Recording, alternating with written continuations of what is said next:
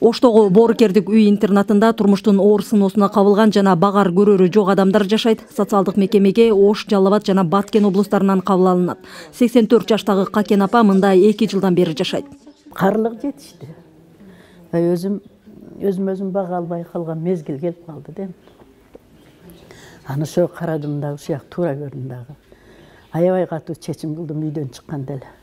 Болду, мен ошо жерге барайм, до конца жашайм. Мындан келди өлгүчө жашай берем. 60 кишиге ылайыкташкан жайдын теңин ата-эне мээри менен ажыраган балдар ээлейт. Мекеме 2004 жылдан бери иштеп келет. Балдардын кичүүсү 6да болсо, жалгыз бой карылардын улуусу 92 жашта. Муниципалдык мекеме үчүн шаардык бийлик жыл сайын жергиликтүү бюджеттен 7,5 миллион сомдон көп каражат бөлөт. Мунун 2 миллион 200 миңи тамак ашка сарпталат. 2014 жыл жаңы приказ чыгып, указ менен 110 сом балдарга, 100 сом чоңдорго болуп жазылды.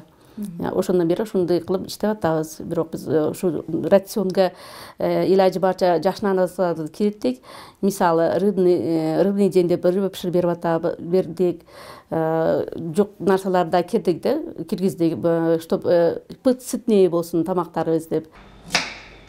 Мамлекет башчысынын жарлыгына ылайык жаңы жылдан тартып социалдык мекемелерде жашаган ата-эненин камкордугусуз калган балдардын ден соолугунун мүмкүнчүлүгү чектелүү жана улгайган жарандардын тамактануусунун сапатын көтөрүү максатында тамактанууга болгон чыгымдардын акчалай ченемдери көтөрүлгөнү турат.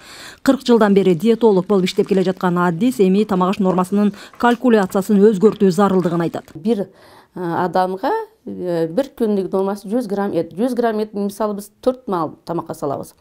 20 граммдан 25 грамм это мало, я считаю. Нормадан мен чыга албайм, потому что берген норма боюнча иштейбиз биз. Чыкса, это противозаконно болуп калат да.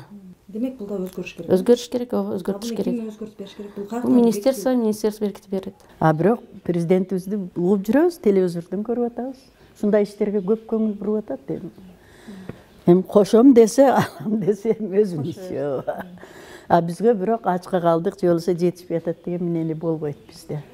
Бардыгы жайында оокатыбыз. Эми өзү оокаттын калориттери, жасалышы, поварларыбыз андан жакшы көңүлдөгүдөй жасап берет. Мындай эмете турган жагыбыз жок да. Ал жагын эме ким эле президентибиз дагы эметип берем десе, мейли.